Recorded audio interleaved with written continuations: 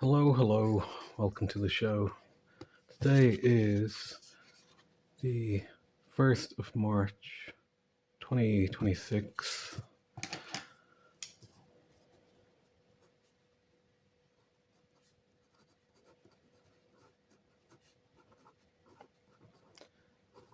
I'm wondering what would be useful to illuminate us at this moment in time. Firehorse has begun.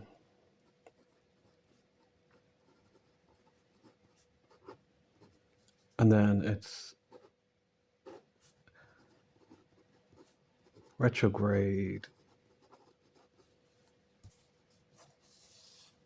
I think until around 20th of March.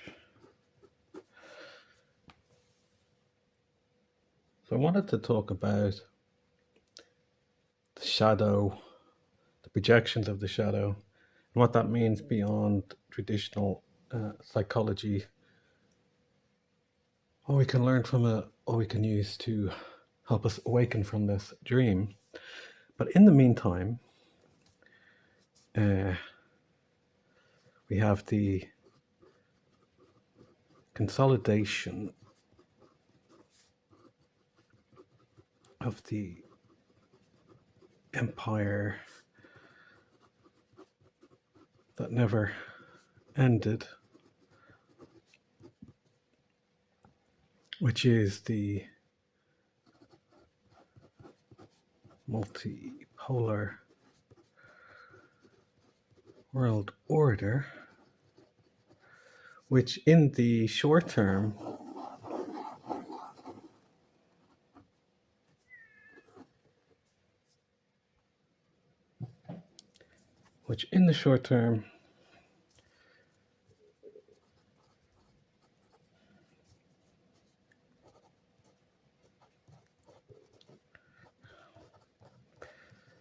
silver and gold to the moon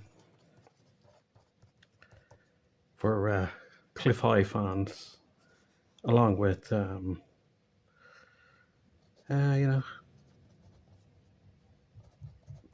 breakaway civilization,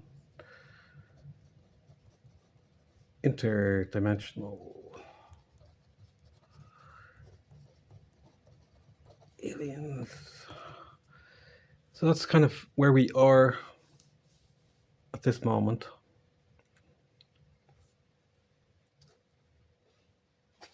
Now, what do we actually want to talk about? We want to talk about the shadow.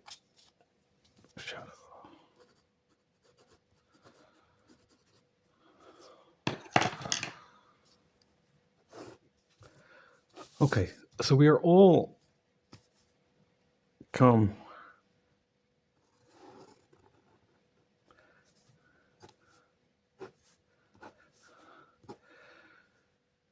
from the light of God. This light is streaming into our reality, and we're all experiencing a individual version of reality, because the ultimate light has to be compressed into the I of our individual, unique, idiosyncratic existence that only we experience through our unique body and life experiences we go through. So it's filtered down into a very narrow stream through our ego. So one of the first things we have to discern in our spiritual quest to wake up and become free and not purely reactive is we have to discern what is ego and what is intuition, because the ego will tend to inform us, tell us what we want to hear. And a lot of New Age YouTube stuff is based on telling you how wonderful and fantastic you are and how terrible everybody else is, which is a kind of constant ego massage, which gives you a kind of sense of justice and revenge upon the uncaring world of the sleeping zombie sheeple. But I'm not sure it'll actually take you any further. Now, of course, alongside this is the counterfeit sun.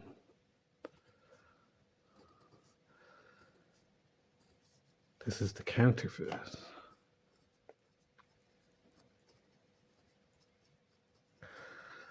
Which you could also call it the eighth sphere. For, the Theosophy fans, Rudolf Steiner fans, etc. So what this does is it comes down in 10000100100, which is artificial duality. And this is creating the hive mind, of all the masses. And it's these people are in the process, so they're being synced up and being processed into the future of techno feudalism. But more importantly than that is the end of free will. So that's what's happening on the civilizational scale. You could say the shadow is the moon.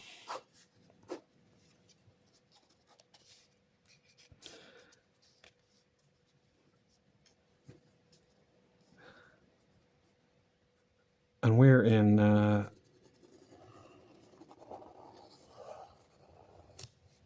cycles. We're in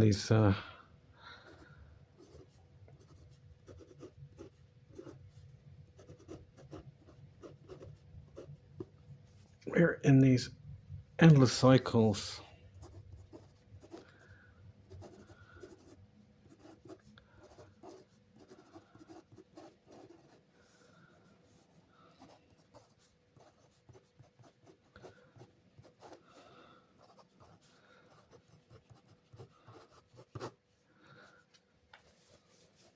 Okay, so that's kind of the starting point where we find ourselves. Infinite light streams into this world where we're all a part of this source. And it's narrowed down into the individual, the I am. And the ego filters us down. And then we may discover, well, where are we going?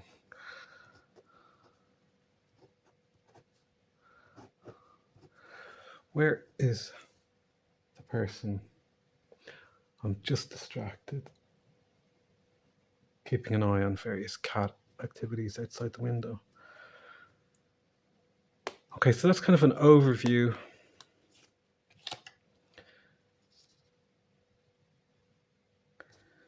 Infinite source, flows through.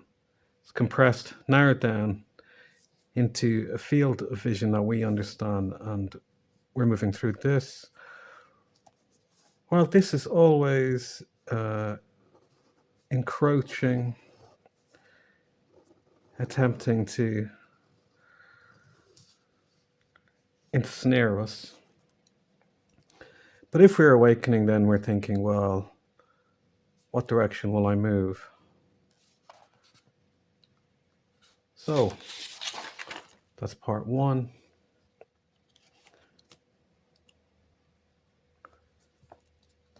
Let's get down to the fundamentals of this shadow business.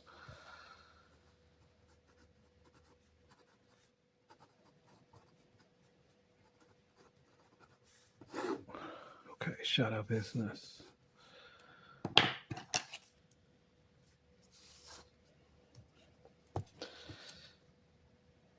So we go about in life as an individual.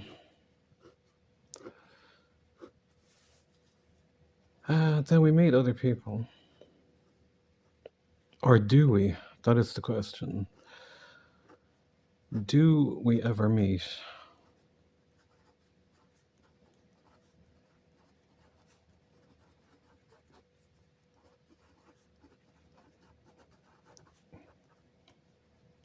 Or only our shadows? So what's an example of this? So we're interacting like this.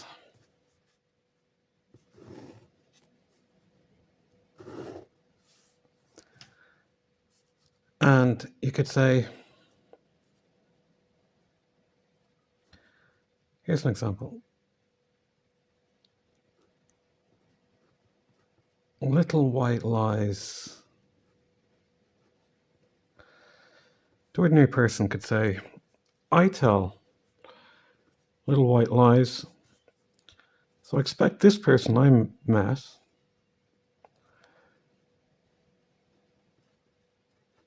is telling me little white lies.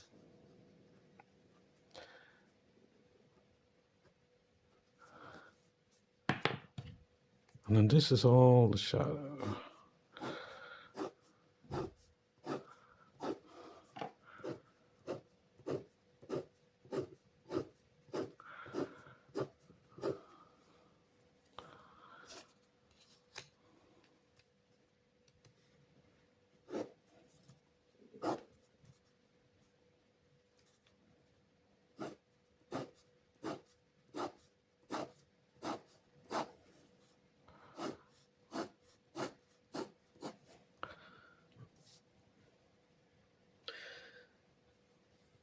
So I tell little white lies, which means this person is telling me little white lies when I'm talking to them. Yeah. I'm being polite,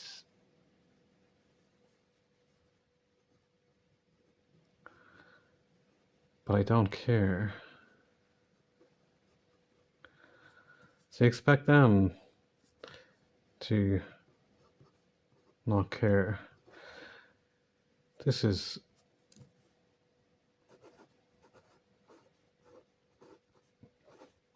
the realm projection.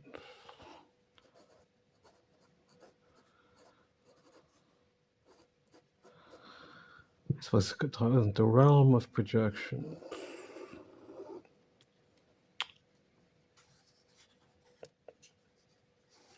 Do we meet one another?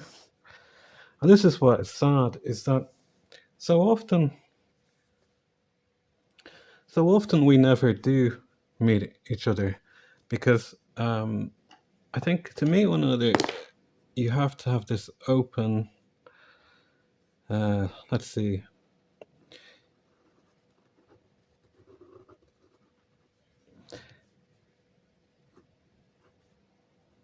you have to have an open, free-flowing space, which is a genuine connection, which is a genuine openness. But we're so often just throwing our garbage at one another and never actually coming into contact. Um, you can hear uh, somebody's accent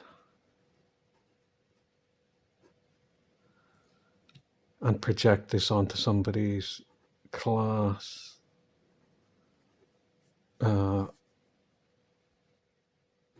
or their level of intelligence,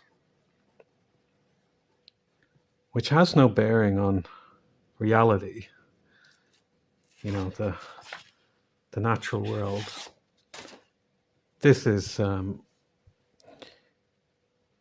projection. Now, people dehumanize themselves by wearing uniforms and hiding behind uniforms and believing uniforms allowed them to escape karma of their choices, decisions, role in the world, following orders. But the people going along in the middle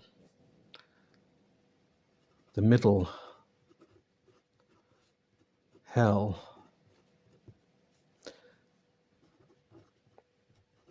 going along to get along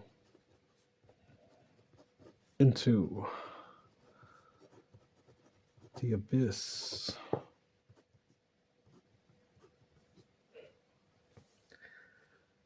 This is what so many people are doing, because on a whole societal level, we have,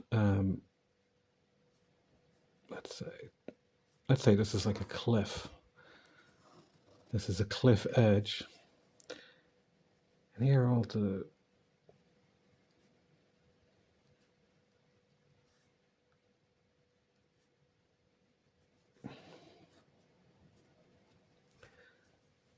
so these people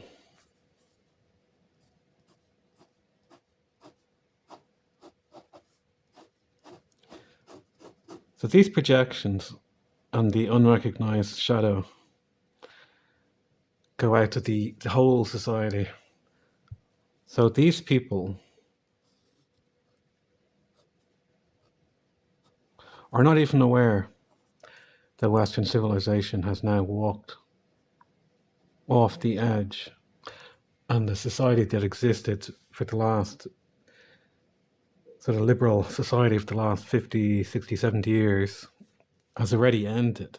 But it's just waiting for Wile E. Coyote to recognize the natural law of gravity. This is where the society is. Because if one is to turn around and look at one's shadow, what one comes into contact with is pain. So people who are cowards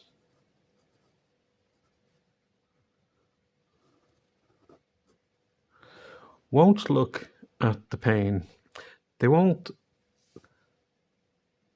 dare contemplate that their worldview, which has granted them a very comfortable technological existence and has given birth to ever softer generations, more compliant on technology and more incapable of existing without technology. People won't look that their worldview is wrong. So these people can be understood as people who lived, like in the Soviet Union, and people who lived in the National Socialist Germany, Pol Pot, Mao, all these delightful historical characters. To realize that their ideology is wrong is like a death itself.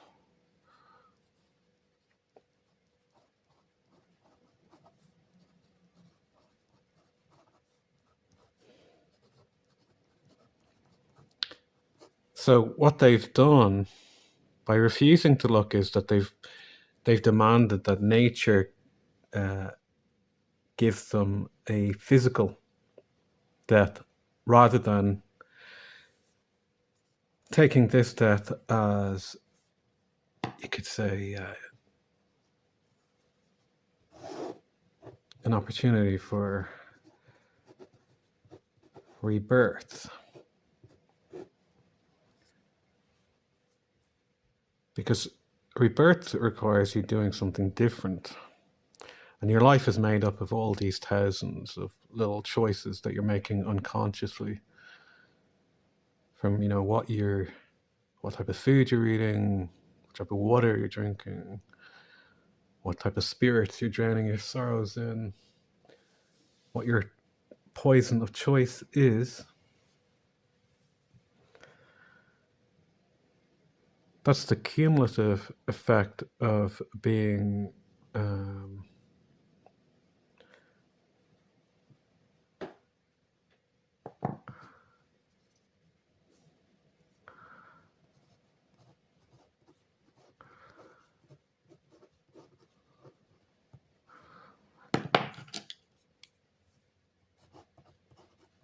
or awakening from this dream. It's only at the point of awakening you get to choose. You get the cosmic gift.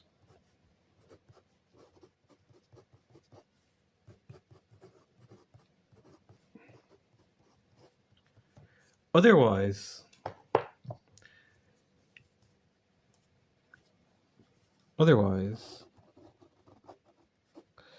you're just running scripts and you're just reacting to life rather than acting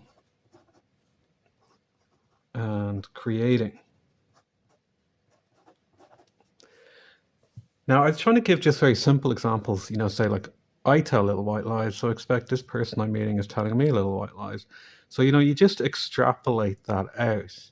And, the person to read about the shadow and all this would be Jung. There's a copy of his autobiography, probably, the easiest book of his to read, which is, his life story and how he became ensnared with Freud and then managed to escape. I'll just say, as my opinion of what happened with Jung and Freud is that I think Freud was creating a science that was partially about justifying the abuse of children in Viennese high society at the time, of explaining their own evil in terms of brain and mind processes. And Jung had some kind of like nervous breakdown in extricating himself from Freud, because Freud wanted a member of the Goyim to present his ideas to the society. And Jung realized this and broke from him. And I think Jung was probably a genuine mystic and found psychology and psychoanalysis as a kind of socially acceptable mode for the genius of his mind to exist in. And I don't think he ever really published his most far out ideas. But you can see just from this gentleman's eyes that Jung was in the mold of the trickster. And the trickster can also be understood as a shamanic figure. And what a shaman does is journey into the underworld, the place of death and decay, to bring back light, renewal and regeneration.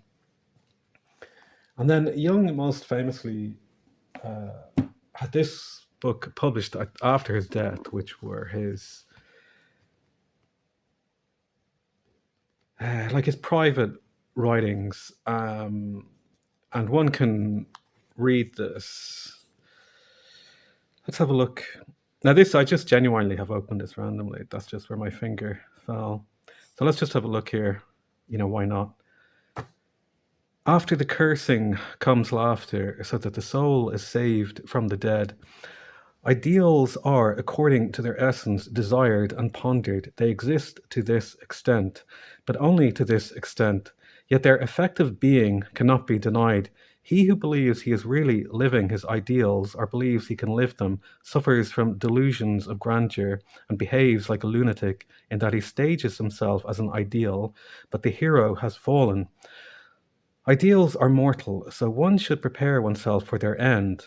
At the same time, it probably costs you your neck, for you do not see that it was you who gave meaning, value, and effective force to your ideal. If you have become a sacrifice to the ideal, then the ideal cracks open, plays carnival with you, and goes to hell on Ash Wednesday. The ideal is also a tool that one can put aside anytime, a torch on dark paths. But whoever runs around with a torch by day is a fool. How much my ideals have come down, and how freshly my tree greens. And that is very interesting. You know, one of the thoughts I had during the peak of the sniffles scandemic was how one could publicly martyr oneself in opposition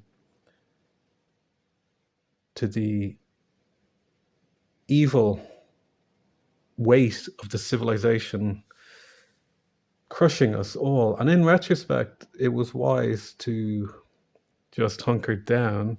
But all during that time, I kept feeling this incredible urge to act. But in that sense, I realized one could also be projecting one's mortal life into adopting the archetype of a martyr throwing themselves on the gears and machinery of civilization, in one's own grand psychic drama to be played out. So to connect oneself to an archetypal ideal grants you greater power, kind of greater psychic energy, but it also is making you a puppet to grander forces that we can barely comprehend. So just to say, you know, this is one of those books that people could, you know, spend years studying and writing their PhD and dissertations on or whatever. But the real lesson of this book is that everybody should have their own dream book. The original version that Jung had, I think, was much larger because he put in drawings and paintings and, like, you know, I think like oil paintings, watercolor paintings. So this is just the text. But I said, you know, the example of this is to do it for yourself, not to spend your life studying this, because this was about this individual's exploration of their subconscious and unconscious mind and all those things lurking there, all the psychic energy of the collective unconscious, etc. So one of the other things about this is that we have the pain of not looking and acknowledging this, but this is also a reserve of energy. So if you can process this, you can tap into what would seem like superhuman power, there's like the power of the sun waiting to burst out. So this can burst out in creative and destructive ways. It's tricky to do this as I keep getting interrupted. So yeah, there's all this energy here, and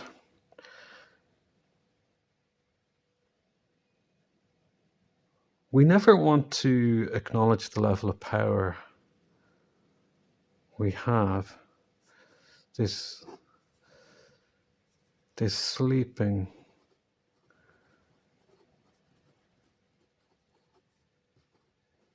We have huge power, but it's much easier just to live the life of a fairground ride, a roller coaster ride, a life lived against guardrails, because it's all been carved out for us.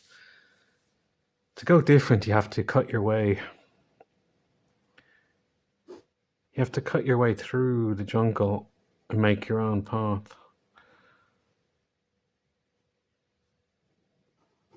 The way shower.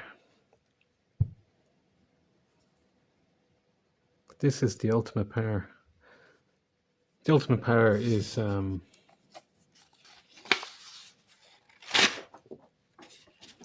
maybe let's do this on the back.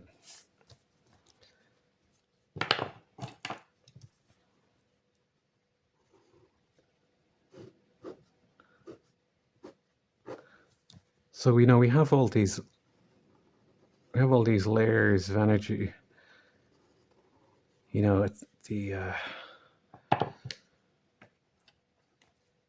it's like your aura and your etheric body, your spirit, your astral.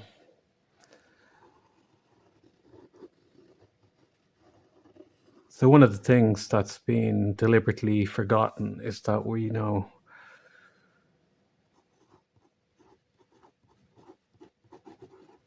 an electric being, and this has deliberately been left out and forgotten from modern medicine, because all the advances in technology are changing our organic relationship to one another and the natural world. There's a book, I'm trying to think now off the top of my head, is it The Electric Rainbow, which looked at how from the First World War, well, you have the introduction of electricity at the end of the 19th century, and then radio waves, and then radar and sonar, up to the days Wi-Fi, broadband. And the argument of this book was that each advance, each new frequency being introduced to the organic world brought about these pandemics and illnesses, etc. So I'm just saying that's an interesting book to read. It's another sort of rabbit hole to go down, but undoubtedly we are electric, and we're operating on a multidimensional level.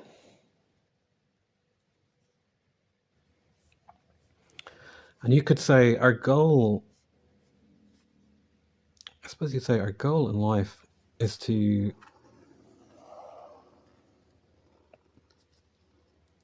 achieve harmony, which would be something like this.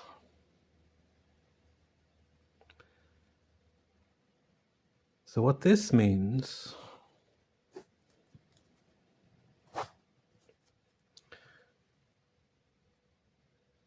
what harmony means is that you're free to move in any direction in life.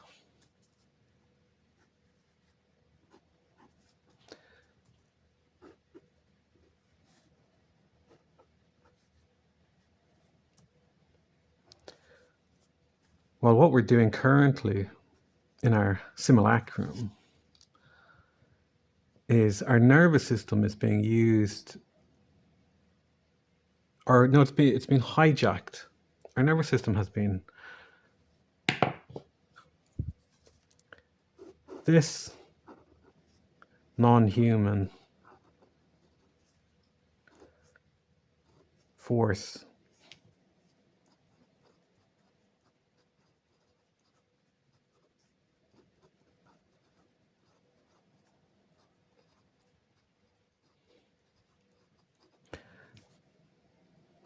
this seeks to hijack your nervous system, and then you're reacting to the news, entertainment,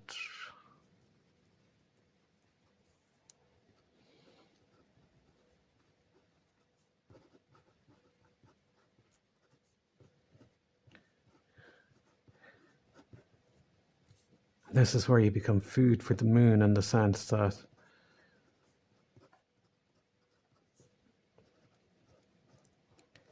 if you're always reacting,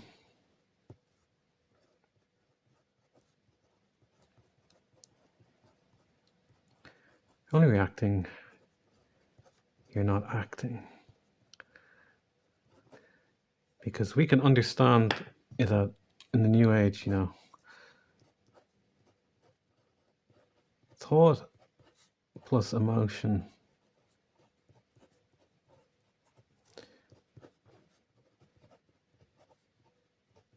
to manifest our dreams.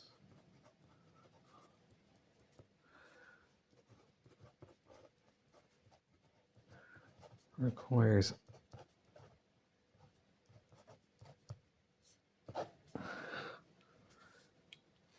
thought and emotion won't get you far in life unless you take action. It's thought plus emotion plus action. Thought and emotion is fantasy of the astral realm. It's the fantasy of channeling, tarot cards, Ouija boards, etc. You must take action. If your dream is to live, say, in Thailand or Bali, something like that, or to live down the countryside, or to live in a mountain, or live in a forest, or whatever you like. I can't relate to people whose dream is to live in a tower block in Dublin or London, but anyway, if your dream is to live, say, in Bali, and you think about it all day, every day, but you never look how much it costs to fly to Bali, and you never start saving money for your flight, nothing is going to happen. You have to pick up the phone, etc. So where most people find themselves now are being hooked up to this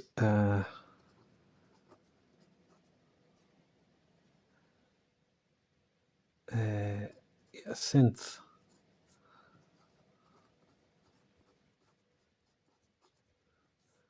reality of plastic dreams. So all your dreams here will be offered to you in a synthetic form, in the sense of like, the holodeck on Star Trek, and that's going to be, the end goal of this is, I think, 2032.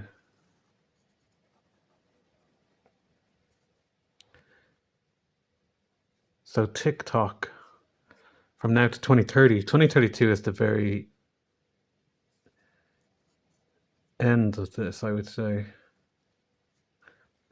But before we get there, the AI stuff is really going to go crazy from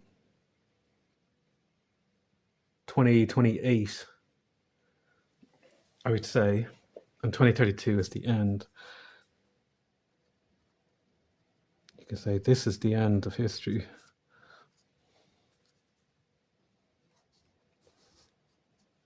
But we find ourselves over here. So the normal, ordinary midwit, middle of the road, get along into the abyss.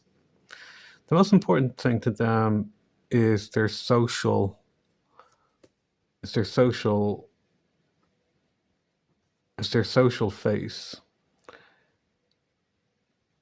And people like this don't realize the extent to which they're running ideological scripts. They're confusing the way the world is for reality when it's just a moment in time passing away. And as I said, it's already ended. As I said, this has already happened. Now we're just waiting up for gravity to take effect. And the most important thing for these people is to express their little white lies because they expect everyone else is lying. It's like, there's a lot of ways to look at this. You know, one is like being friendly,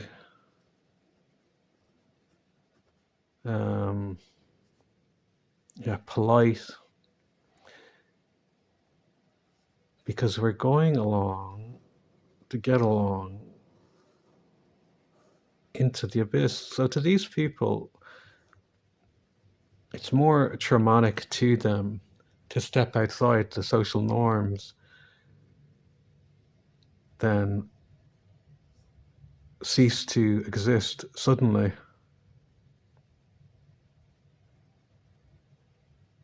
And you see this in people repeating state propaganda so they can be on the winning team.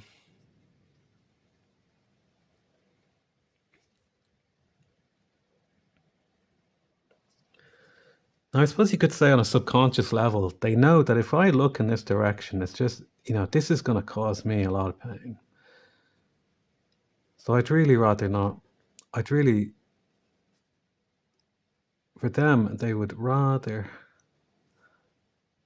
pass away than confront all this stored energy that's like a sun waiting to explode in potentiality. They don't want to know. You see this with all the sort of middle-aged people on YouTube just giving their time to their hobbies. And hobbies are good if it means you're not using technology. But hobbies are also trapping people in a kind of adolescent mindset, like, collecting records, which I used to, enjoy doing a lot,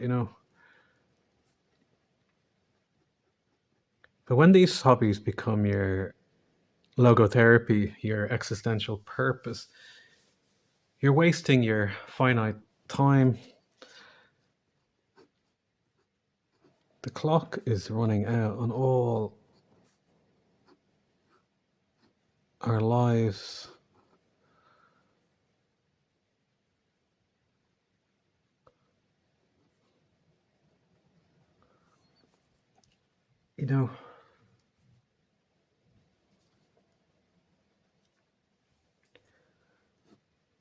And all this power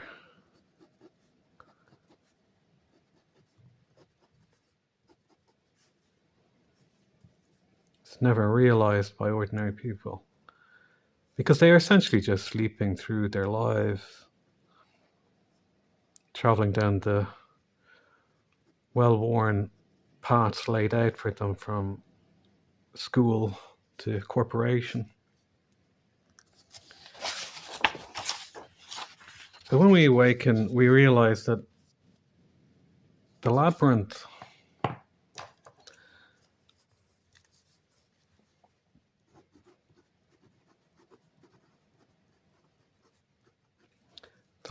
is the mind.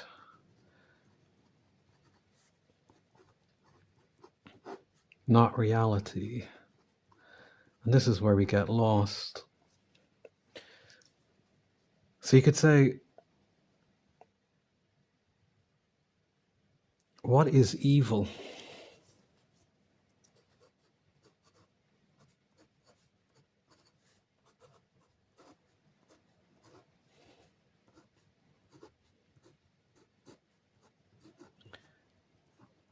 In this dualistic dream.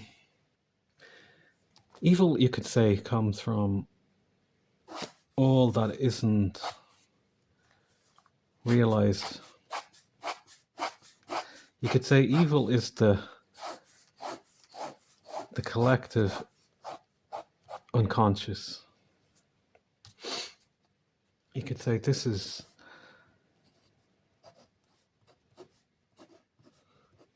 Satan's kingdom. Because we won't look, because we won't confront it, because we won't face it down and ask questions. Instead, we go through this living death of Western civilization. Because it won't be looked at. It gives birth to this counterforce.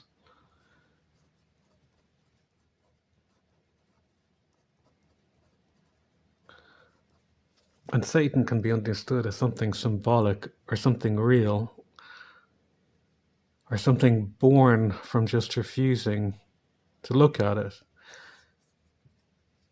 Because the power of evil always dissipates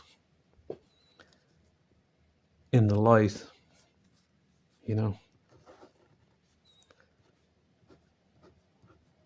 One only has to turn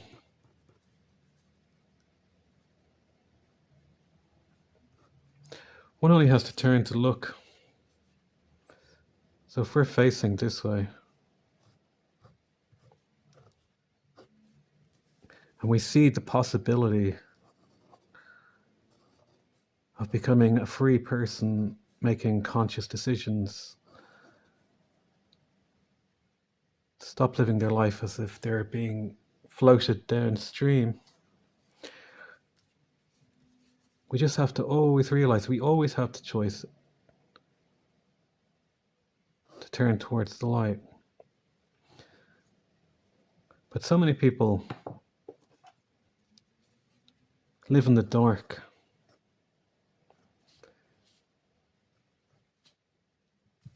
They let their trauma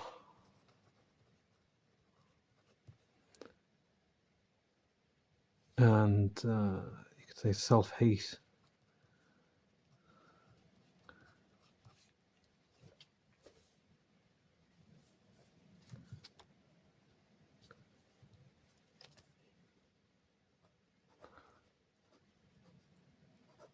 ultimately turn to evil.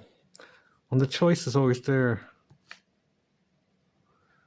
This choice always exists at any moment in your life, to turn towards the light or to turn towards the dark. This exists at every moment. But people living in this world of everybody tells little white lies. I tell little white lies, so everybody I meet is telling little white lies.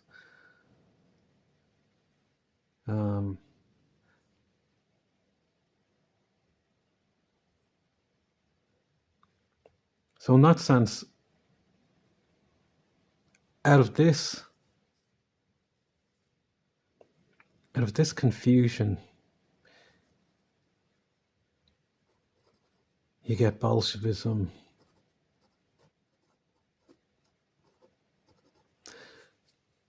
which is where people think that by destroying the world, they are saving the world, and that ultimately control of the human mind and spirit trapped inside a box of ones and zeros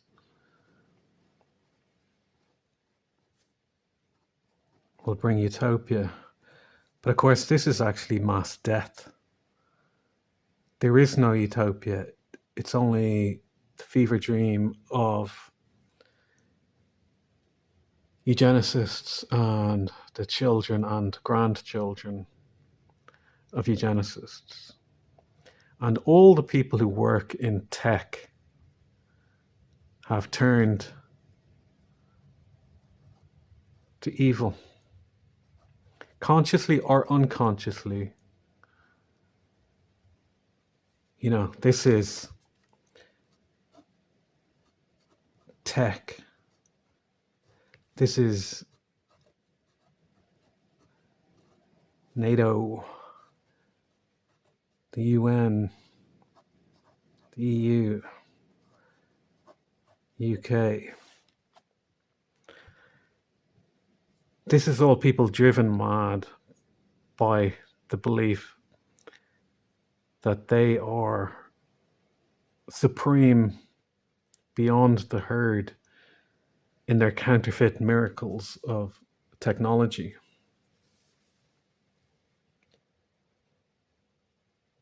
So even if this achieves total global dominance, a solar flare would reset everything overnight. And you wonder, you know, over the course, you know, perhaps it's every 26,000 years or whatever, you get a natural resetting of the great clock in the sky. Perhaps a solar flare, perhaps, you know, it's the coronal mass ejection, etc., etc. And it resets civilization back. And then as civilization is rebuilt, you get the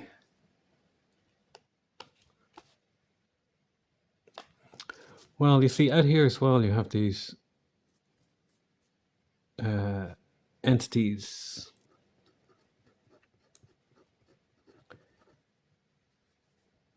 who are using us for our electricity, our loosh, and then promise, in return, they have these whispering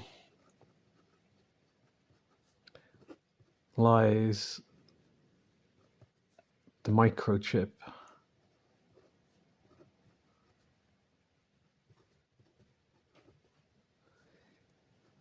etc., and everything that has followed since. Because we are creatures of the earth, you know. I don't think we're meant to leave this planet. You know, we're meant to exist within its natural frequencies.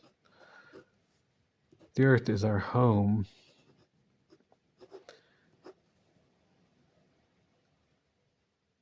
And if you think how rapidly an abandoned building is taken over by nature, if you see, you know, wolves in Chernobyl,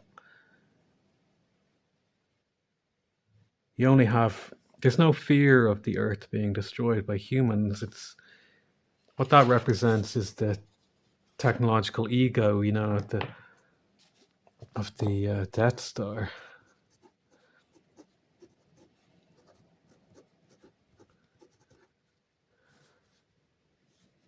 Which one could call it? Yeah, also the Giza Death Star, if you like. If you want to go down that rabbit hole.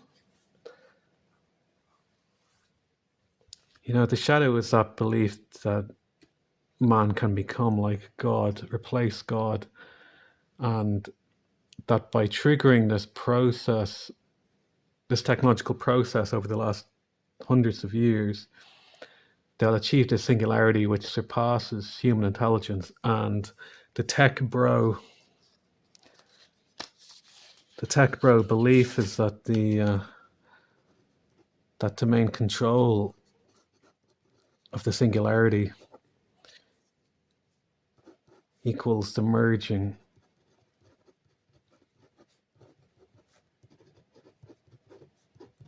man and machine.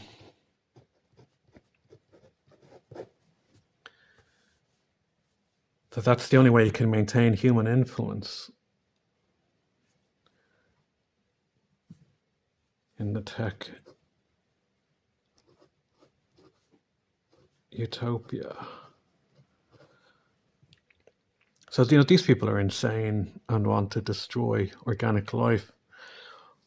And one can only make guesses about how far along they are. But as I said, we're down to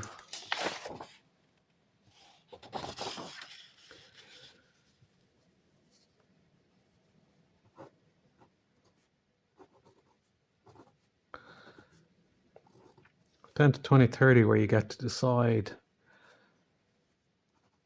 stay, go, 15-minute city,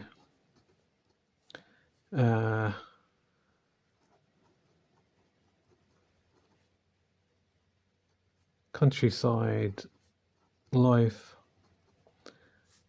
or flee to the third world.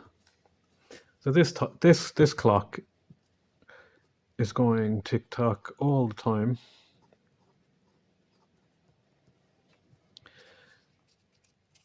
And let's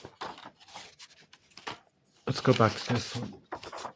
And when we're staying in this sleeping state, negatively living off one another's emotions, rather than awakening to our own creative intelligence and freely moving in any direction, when people are living on the surface of their trauma, all people have is either distraction of technology or a slow desire or a slow journey towards non-existence via your poison of choice. So you could say all addictions to substances are the desire to let this get bigger and bigger and bigger until it breaks, and then it comes into the physical world and cancels out your biology, which is the only way,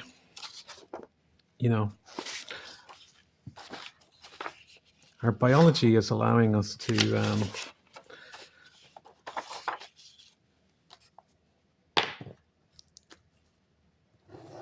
have this existence, our vehicle to experience this world. So we only have that limited time to move towards the light, to remain asleep in the shadow, and inevitably be consumed by this.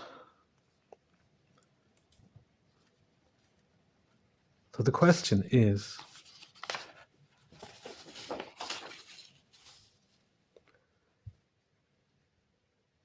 do we ever really meet one another? Or are we always projecting our shadows on the wall of the cave? Because we are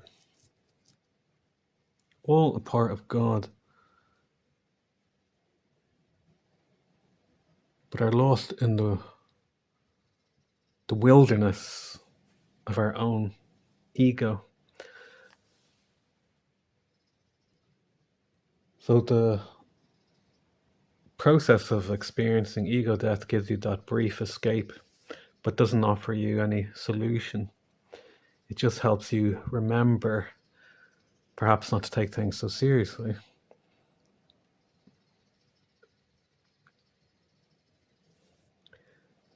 But we just, at all times,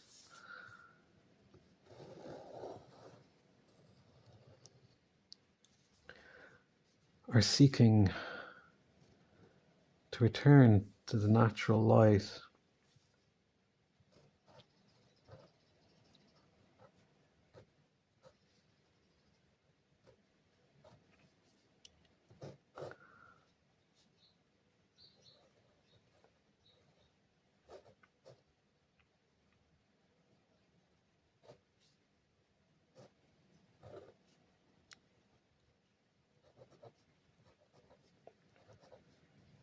Rather than spending our lives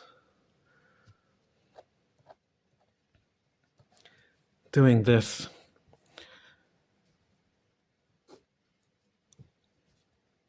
And if you find yourself lost in this labyrinth of the mind, of distractions, ideologies, religions,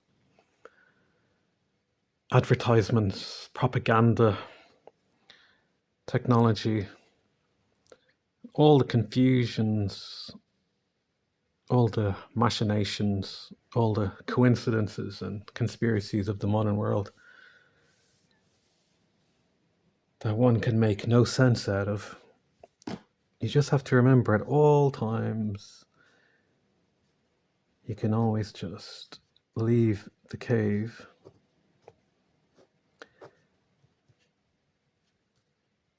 and we can meet one another and say, look, I see it as well.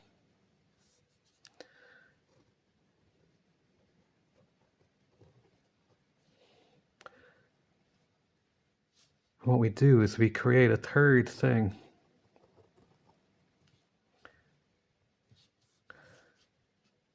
which is the magic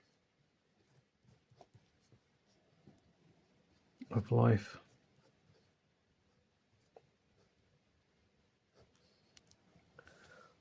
All you have to do is turn towards the light